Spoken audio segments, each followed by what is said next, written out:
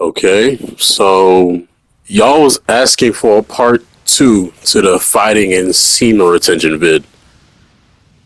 Alright, for now, I'm just gonna keep it simple.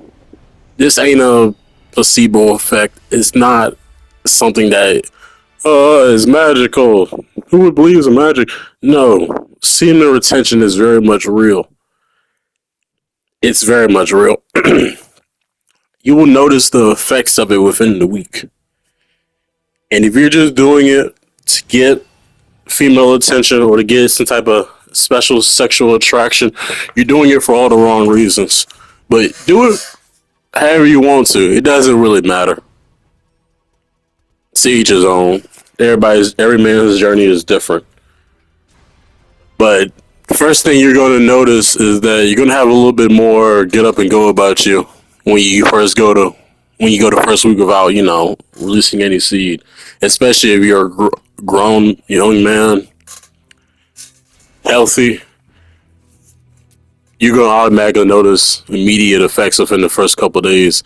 But I call this the little I want to say purgatory era, especially if you're someone that's been battling with sex addiction or just any type of addiction that requires you to want to get a little bit ahead of dopamine from releasing, whether it be filming, not filming, but viewing the adult content. You're gonna have a little phase within the first couple of days. Well, within the first 3 to 5 days, where the urges are going to be very, very strong, especially when you go the first 48 hours without doing it. But after you pass that little purgatory phase, you're going to notice the immediate benefits and effects. Increased energy, more mental clarity, and if you're someone who's already active, especially if you already have an active sex life, you may already be getting more stares than usual from the opposite sex, and maybe just other people in general. It doesn't matter the gender, because there's already a certain type of aura about you that increases once you actually go on semen retention. Now, one thing I notice when people say that there's not really much of an effect to going on semen retention, they're not doing it for the right reasons. After that first week, there is a boost in testosterone, yes, but it does not do anything after the first week unless you're already active. If you're working out, if you're taking mixed martial arts, or if you're just training in general, anything that requires a lot of physical activity, that's going to help boost you even more after that first week of not releasing. But if you're not doing anything, you will hit a flat line. I'm telling you that now. You will hit a flat line and your testosterone will spike. I think it says to about up to 300%. But then after that, it will kind of dip down and it will begin to taper off, and it may even start to decrease if you're not using that energy. You can't be laying around like a fat fuck, sitting on their ass or just not doing anything all day.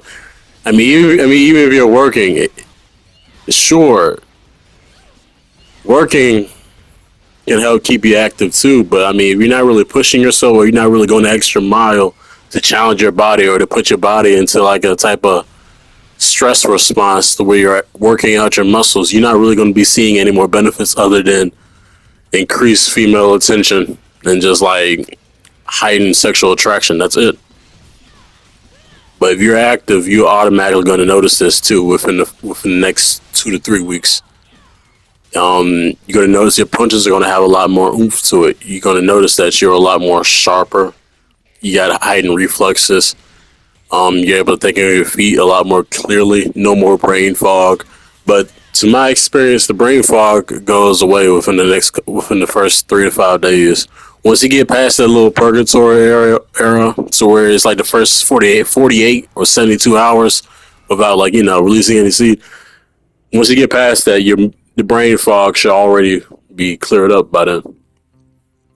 What else? What else? You got, of course, increased sexual attraction, more energy, more clarity, and more libido for one. But I think after that first 30 days, there's not going to be any more noticeable new effects, even if you're active. This is only solely spiritual. when you get past the 30-day and 60-day period, because it's really just the same type of effects over and over. A higher libido, higher sex drive, increased female attraction, increased sexual attraction in general, better mental focus, no brain fog, improved energy, and just a drive overall as a man, and heightened increased testosterone. Those effects are kind of just coming and going throughout the next like 30 days. And once you get past that mark, that's when it gets solely spiritual. Now, on the spiritual side of things, you may get attacked by a succubus. You may have a sex dream. I noticed this before too. When within the first 2 months of me actually trying semen retention for the first time, I was getting attacked by succubi.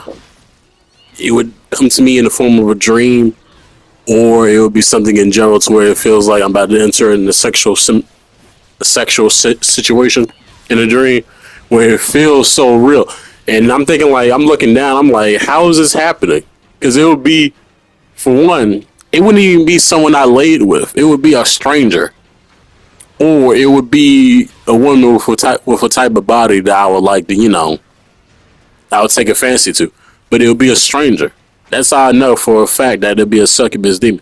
And honestly, you're not supposed to have any sexual dreams anyway, even if it's a demonic attack or not. You're not supposed to have any sexual dreams unless you're actively lucid dreaming and you manifest that scenario into a dream.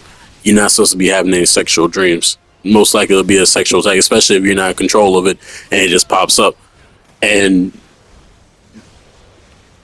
yes, it was a wet dream.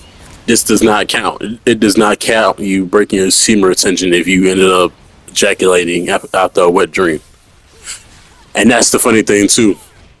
Just because you may let yourself go on a wet dream doesn't necessarily mean that, oh, I messed up, might as well just forget about it. No, your body is going to release a certain amount of seed anyway within like maybe 2 to 3 months, maybe 4 months after that. You're going to let a little bit of it go, because whether you think about it, the body is a well organized, intelligent, well-rounded machine. It is the most complex computer, the most complex machine ever even conceptualized. The human brain is way more advanced than any computer, whether it be AI, whether it be electronics, doesn't matter.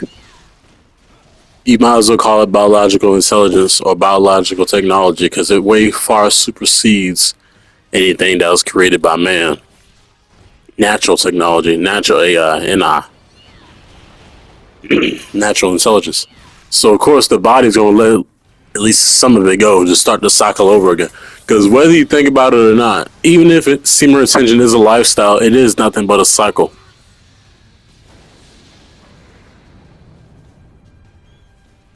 Doesn't matter if you go 30 days and release. Doesn't matter if you go 90 days or 120 days and then release. The effects are kind of still going to be the same. And once you get past that 2 week to 3 week mark, solely at that point is going to be spiritual. You may get a lot more spiritual attacks. There may be women introducing themselves to you that may be someone, or maybe a woman of a certain appearance or a certain personality that you may take a fancy to, might be your type, but those are most likely not of good spirit. Because these entities, they are very powerful. Your semen holds power. You can manifest anything you want. And they're also powerful to where they can manifest themselves into a physical too, just to get you to release. This has happened before. Solely it's happened to me, and I'm pretty sure I'm about 100% positive that this has happened to other men as well. Especially when you're a man of truth, a man who moves in truth. And to anyone who thinks that this is all a bunch of baloney, you obviously have not went far into it. I'm thinking the same men, or boys, because this is really what separates boys from men. If you can actually become celibate, and resist temptations, resist the urges, cast them out. Because at the end of the day, when you really think about it, the true devil is not what's in your mind, but is what is of the body. The physical body is what the true devil actually is. All your lustful desires, your temptations, and urges. It all comes from down there. If you can't conquer that, then you're not even really a true man. And that is why the same ones that may say what I'm saying is false or saying that it's a placebo effect or that it's a bunch of baloney, they're the same ones that have given up trying to go the distance to see it, how far their semen retention journey can go before they want to either give up or they reach a plateau to where they feel like they may need to release to help reset it all over again. Because, like I already said, it's nothing but a cycle. And the same benefits, it's not that wide array of benefits, but you want to at least try to see how far you can truly take it. And don't do it, like I said, don't do it for other people's satisfaction. Don't do it to feel like, oh, I'm this powerful. Do it to have a peace of mind. Do it to help grow mentally. Because I'm telling you right now, that's where your true creative spark comes in. If you ever look at or ever view or go into the life of great philosophers, artists, or just people who have made a living just from what they create. Their creation is what earns them. Is what shines through their life. They don't. I'm pretty sure for a fact, none of them actually are people who are out there in the social life, going to parties or being a playboy. They may do it every now and then, but very seldomly they are isolated. They are to themselves, or they are working on their craft. Just like in modern day, if you are someone who wants to draw or someone who wants to learn like an instrument, because this goes beyond just fighting. It just goes beyond just growing your body or developing your body to be more vain, more profound, not profound, but more pronounced or provocative. If you really, really want to truly see the real benefit, go a couple months without releasing. Go a couple months without even having sex. I'm telling you right now, you can use that, transmute that sexual energy, because that's really all it is. All it is sexual energy transmutation. You can use that. You can become an author. You can become a famous artist. You might even be able to draw anything you want. Become a rapper, a musician. Learn how to play the guitar. Learn how to play the piano. That's one of the main reasons why now the world seems so perverted. They don't want nobody having a creative spark. That's really the only one benefit that really stands out and throughout the test of time. And this will last forever. As long as you keep your mind sharp, as long as you keep your mind busy, your creative spark will grow and it'll grow and grow the longer you retain. That's one thing I failed to mention in my past videos because I didn't want to go too deep into it. I wanted to see how much attention that video was going to get. You don't know how much you can truly tap into when you retain from sexual energy. You will be like fine gold to these women. And the way society is now, the way they have beat down the man, doesn't matter what race. Even now, it's true And the studies show this that testosterone is almost at an all-time low since it's been since the 70s, or almost has been almost in the past 100 years. It's more than just the food of all these hormone disrupting chemicals doing it. It's more than just the food, it's the lifestyles. You gotta think about it. Men of our age, from the late teens to early mid 20s to early 30s, we were either out and about working, training, going to war,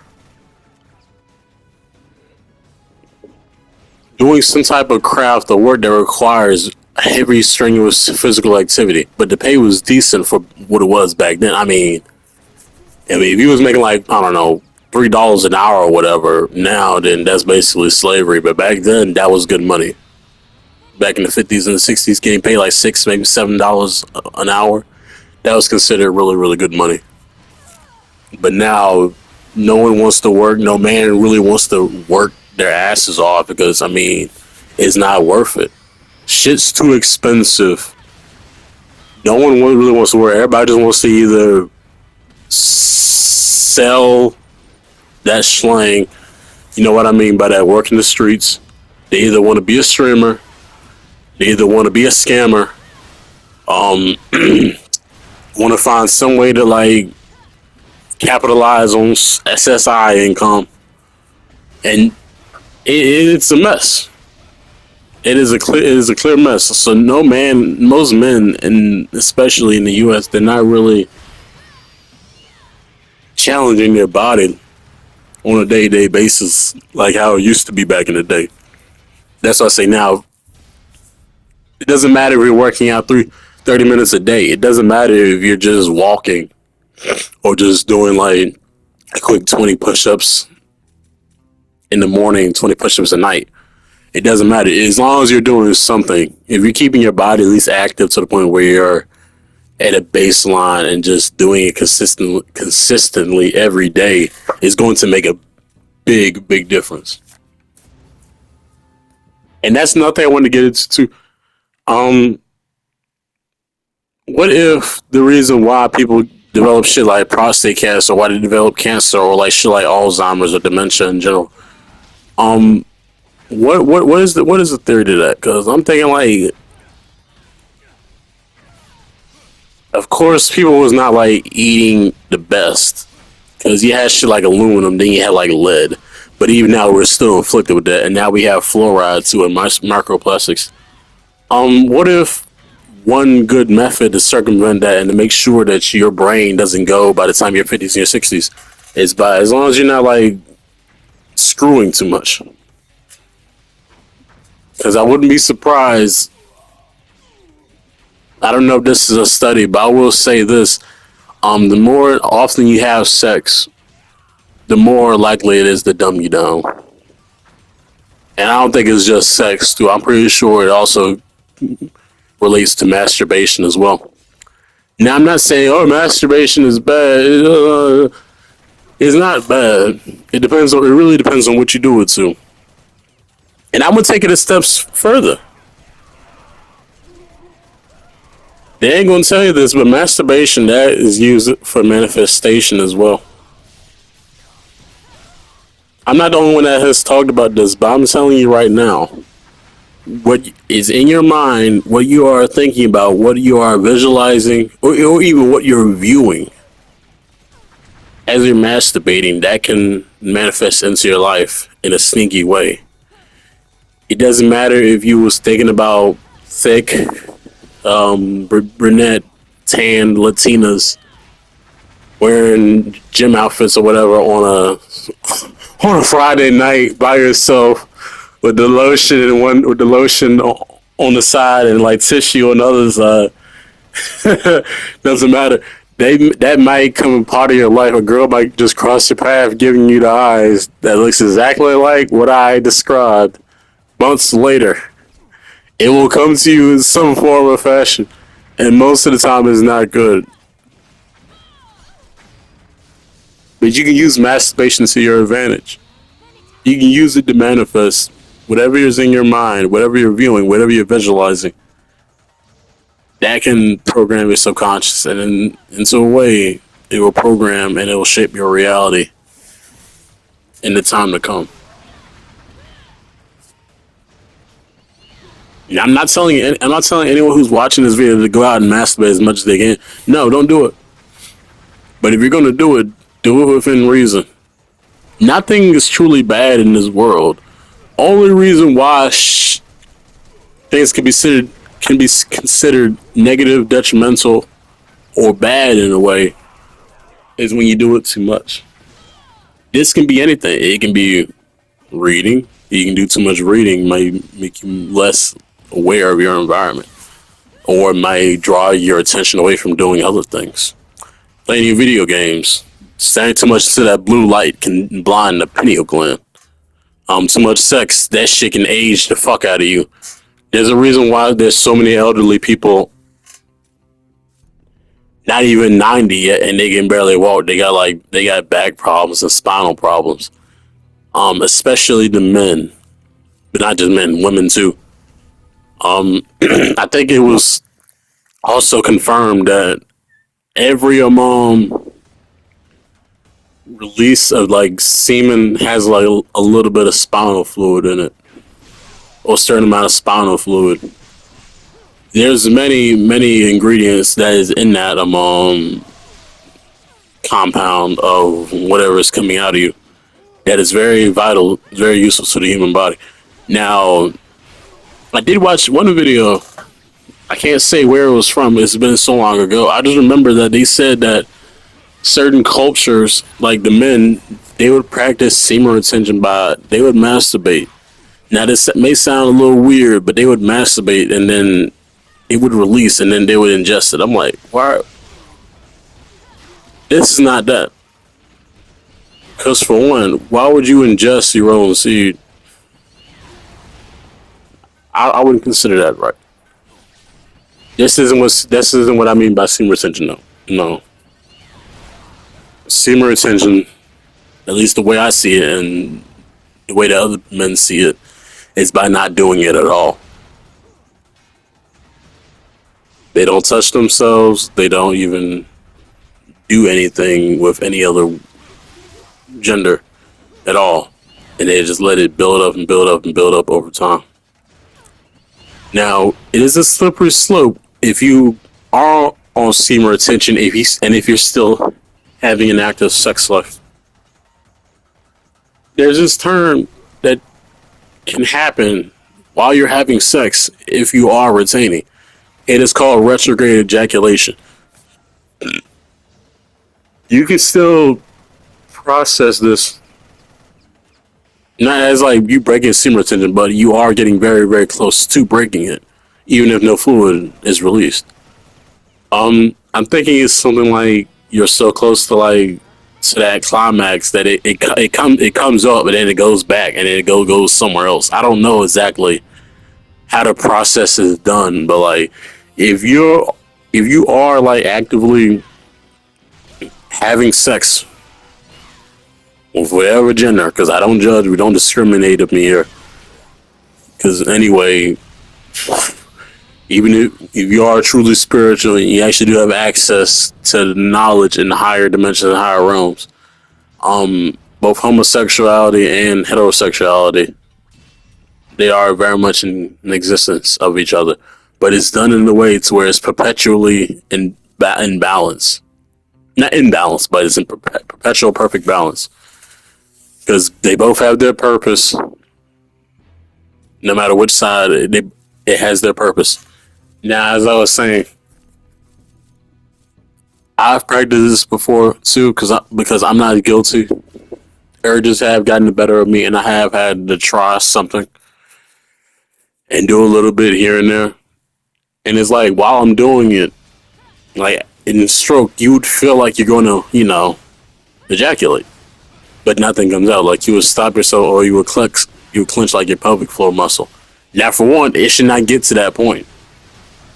If you're on semen retention, it should not get to the point where you feel like you're going to like fully bust. Because at that point, you could almost write it off as a wet dream, or write it off as, like I said, retrograde ejaculation. But But if you feel that pressure and it comes up and then you keep going, but it does not like fully like happen, but it goes away. I'm guessing at that point you could call it retrograde ejaculation. But like I said, I don't judge, I don't criticize anybody for going that other route and still having sex while on semen retention. I don't judge. Y'all can do whatever y'all want. It's whatever you make of it. Because at the end of the day, you still are the main character of your story. You still are the protagonist. You can go about semen retention any way you want. Everybody's journey, every man's journey is going to be different.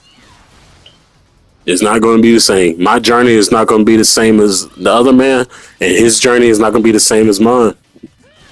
Now, if you're going to have sex while on semen retention, and if you're in the middle, like in mid stroke, and if you feel that feeling about to come out where you're about to go over the edge, immediately stop or slow down and clench your pelvic floor muscle, or like you practicing Kegels, but it's like you're clenching that muscle where you're urinating, and you practice this muscle by like while urinating, you clench like the pelvic floor muscle, you hold it, and it stops like your urination, and it holds it back.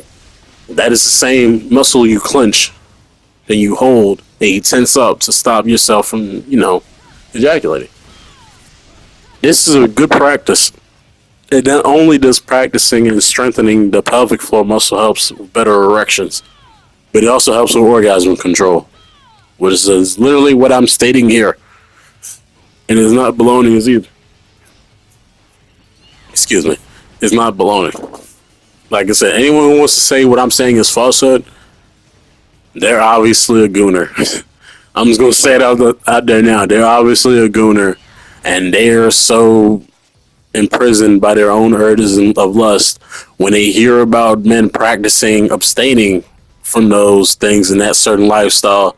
They think of it as a bunch of hooey or a bunch of falsehood and baloney or bullshit. I'm telling you right now, it is not bullshit. There's like literally hundreds, if not thousands, of videos right now up on the internet stating the same thing. The benefits outweigh that quick little hit of dopamine that you get. And then what is it like? What is it like? A release of serotonin, or is it a release of melatonin? Because men use this as a sleeping aid. I mean, there's something wrong in your sleeping pattern if you feel the need to masturbate to fall asleep. No man should be doing that.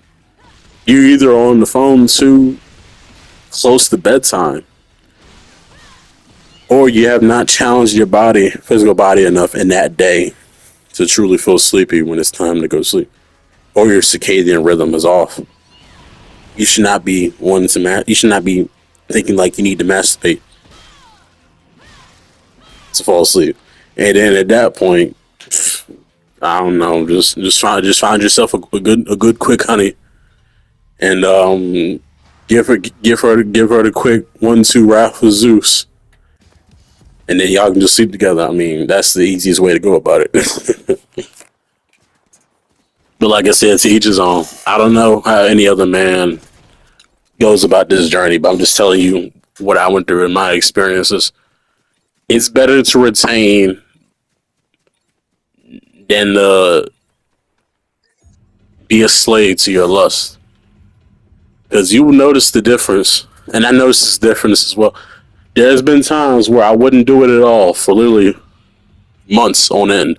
I think the longest I went was about 4 months, but on the regular, I would not do anything for like a week, or not do anything for like 2 or 3 weeks, and then there would be one day to where I'm either going at it, or I just like release one time. I'm thinking like, hold on, yeah, I don't notice a crash, and I don't notice a slump either, but I do notice the drastic withdrawal in energy at first, and that energy does not come back until the next day, and it's not really back at full form within the next, like, again, like I said, 3 to 5 days. But to anyone that thinks that what I'm saying isn't for them, just do this. Do this challenge. Don't do it for 90 days. Don't do it for 90 days. Don't do it for 100 days. And I don't know. Just go to the doctor. Get like your test levels looked at, or clearly just like if you're active, maybe like if you're doing MMA, do a sparring match. If you're taking jiu-jitsu or Muay Thai, well, Muay Thai's kind of dangerous, but jiu-jitsu or like kickboxing or karate, do like a sparring match. After that, when you're still in the 90-day period of not releasing and not having sex, and watch how you do. Your performance will be extremely improved.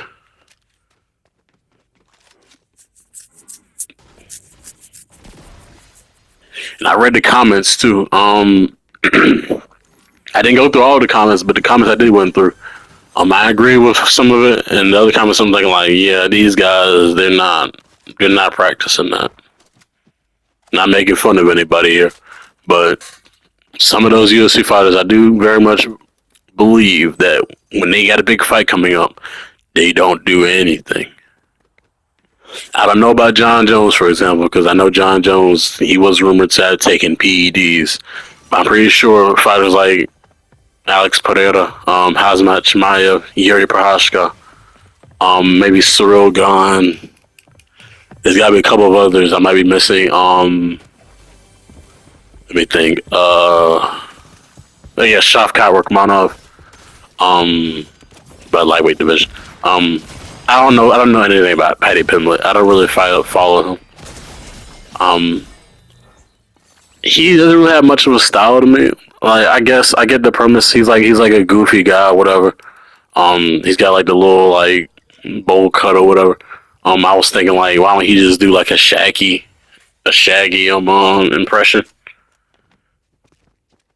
But I don't know. I think there's already one fighter that did that before. I'm not talking about Sean O'Malley. There was some other guy that was like kind of like Shaggy off of Scooby Doo, but I can't remember the name.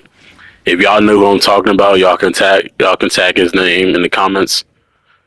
But yeah, I don't know about him, but I think that one guy that retired, I want to say DJ Demetrius Johnson, Monty Mouse. I'm pretty sure he's got to be another man that practiced seam retention, but it may not have been just that because he was a good fighter overall. I think he retired with like 2 losses, but over 20 wins. That is a really good record. And I find it weird now that there's guys running around here with undefeated streaks because the skill ceiling in MMA is pretty high. And I keep saying it like it's always guys who are wrestlers. I don't get why, but how is it that wrestlers have such an advantage? But let's just be honest here. They don't really pit a wrestler against a wrestler in UFC anymore. I think they did it before, but like now they don't really do that. I'm guessing Dana White or whoever is like in charge of like making fights and booking fights in the UFC. They don't they don't make like good matchups anymore because I'm pretty sure you would have never seen them Khabib versus Usman because for one he retired. But I think there was people pushing him to go to welterweight, but this guy ran away with an undefeated streak all because all the other fights that he was in lightweight was none but like no names except that one guy. And then McGregor gave him a really tough fight, but he ended up beating him in the end. And then after that, he retired once he fought Gaethje. But you'll never have like a high star wrestler. Now, until I see Bo Nickel fight Chimaev, I will stand on that. They'll never have a guy who's mainly wrestling fight another guy who's mainly wrestling. They'll never have that happen. They're always going to put a wrestler up against a man or up against another opponent that isn't known for going down on the ground or isn't known for doing takedowns or isn't known for like wrestling. They're always gonna put a wrestler up against somebody who's standing bangs. They're never gonna have a wrestler versus a wrestler, and I don't know why. But who knows?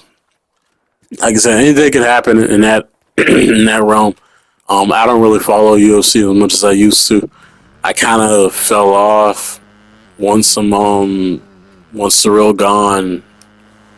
Didn't really win championship gold, and I fell off on some shit. Who else? Oh yeah, Sean Strickland. Sean Strickland. I'm like shit. There's not really. It's like most of the fighters now. There's not really anybody who's a good champion. You got like Bilal Muhammad, then you got DDP, and then you got that one guy Pantoja. None of those guys have good personalities. At least they're not like very eccentric. So I don't know what Dana White is doing or what the divisions are doing. I keep thinking like the fights are fixed, but in a way they're not fixed. At least John Jones still has a championship belt, but most men don't like John Jones. Well, at least most fans don't. It ain't because of him as a fighter. It's because of what he did and what he did outside the octagon. The rumors of him beating his wife, him doing like drugs and getting to that hit and run. I don't get how some men, how some fighters they can do the most. They can reach superstardom, and for some reason they just go ape shit. They go erratic. They lose their sense of their morals and their values. But the very few fighters that didn't do that, again, Demetrius Johnson. This isn't a glaze, but him, I think GSP. I could have sworn they had said GSP had cheated like once or twice in his fights. I don't know, because those fights of GSP were really like back in the day. I don't know if I want to go back and do the research and see which among fights Georges St. Pierre, which ones he like cheated in. I think he had cheated in at least like one or two of them. But who else? Uh, I want to say Anderson Silva. Yeah, Anderson Silva. He's another one. I'm pretty sure he has to be another among fighter that had practiced semen retention to an extent. That one comment that I had read in the previous video, the part one to this, there was a guy saying like it's crazy to think that John Jones and Alex Pereira do semen retention. I'm pretty sure those guys be busting nuts right after a fight. I'm like, most definitely. If you're a champion, what's stopping you from going and smashing ass? What's stopping you from going maybe like busting a nut as a victory or like smashing your wife and just like giving her the wrath of Zeus, laying down the steel pipe? Nothing's stopping you. You didn't already win the fight. There's no point to retain anymore. If you want to keep retaining, again, do it for spiritual reasons. Because at that point, you already passed the physical. Once you won a fight and dominated, that's the only reason to retain. And since you already won, there's no point to retain your seed anymore. Go ahead and release. Because like I said, it doesn't keep going and going and going. It takes 90 days for the sperm to be fully matured. And at that point, you're going to release anyway via a wet dream, or you're just going to have like one little shot off where your body's like, time to release some of this because we've already produced too much. So let's go ahead and cycle it out. It's like, overstock. But to each his own. Like I said, I'm not doing this as a way to chastise any man or like criticize or judge any man that wants to release constantly. I'm just saying, like, why would you want to? Why would you want to do it every day?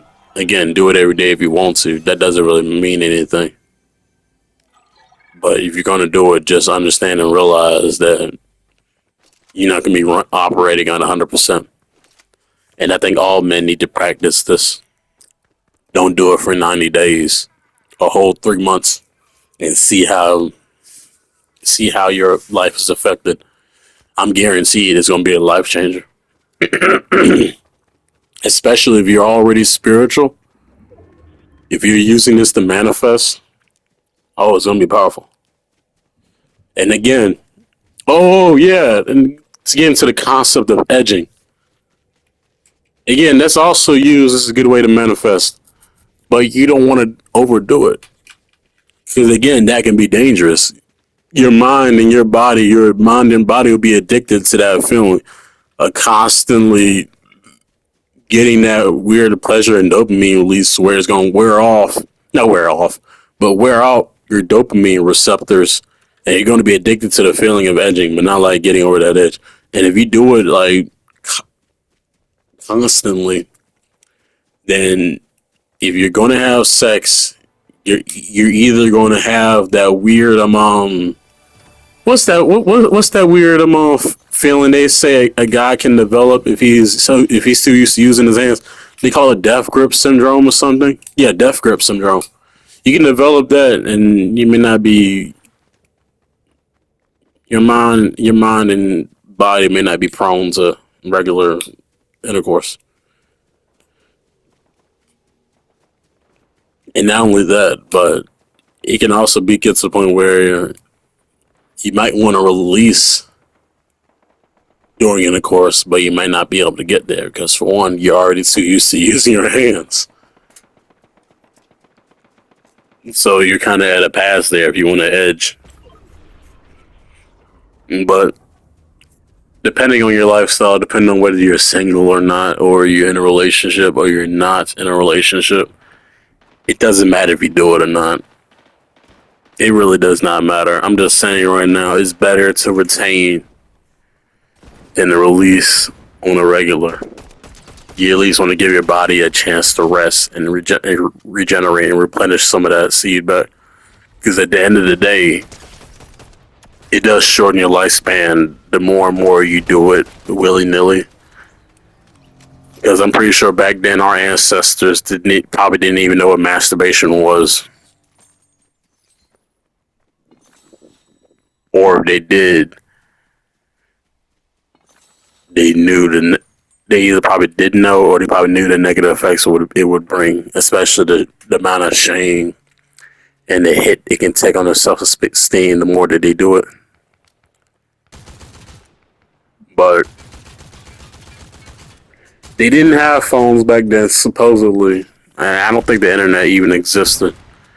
And it's weird to think about it, but we've probably seen more naked women and more naked men in our lifetime than our ancestors have seen. Because it's not normal to view the amount of content that people view nearly on a day-to-day basis in this society. It's not normal. And I can already see the comments now that, oh, you're saying this, like, walking around like your shit don't sound like, yeah, look at that shit too. I'm not going to lie, I have too. I'm pretty sure we all have looked at that stuff either way. I'm just saying now, the amount of shit that people have seen, especially when it comes to the US or just modern first world countries in general, it's insane. We've probably seen more naked bodies than our ancestors have seen in their entire lifetime.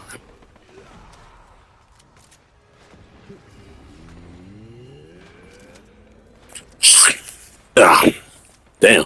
And this is the longest video I've made so far talking about shit like this. Because I didn't want to really go at it for this long, but there's so much I could talk about when it comes to semen retention. I could go on about this for hours. But I wouldn't want to. Because again, I have not went a whole year. I've only done 4 months. Well, not 4 months, but 109 days in total. For my longest run. It's so far on the regular, the longest I would usually go will be 30, maybe about 40 days. And if not that, it'll be about 15, maybe 20 days. So I can't really say too much about it when I don't really know too much myself. I just noticed that at first there are physical benefits, but then once you get to a certain point, it starts to become purely spiritual. And they do say that this will help you have a Kundalini awakening once you actually do retain. It's like a little, I don't know exactly what to call it, but it's like that certain fluid. It does make its way back up to the spine where it reaches the brain in that time period, about, I think, about 90 days. So Do with that information as you will. And there's already videos, and not rumors, but actual like videos and proof of men doing spectacular feats, not just physical, but they're doing supernatural shit, like practicing telekinesis, practicing aerokinesis, pyrokinesis, even. So if you want to take it a step further and you actually want to become the avatar, then you best practice not releasing any fluids, at least for about 3 or 4 months. Honing your skills, expand your mind, open your mind, take advantage, transmute your sexual energy, and grow your creative spark. Because anything is possible. It's literally mind over matter. You literally make anything happen in life. That's how powerful that seed is. They're not going to tell us that. They're not going to tell nobody that. Semen, in a way, it's more valuable than gold. I cannot stress this enough. It literally can make anything happen in life if you use it correctly and if you actually hold on to it like it's valuable.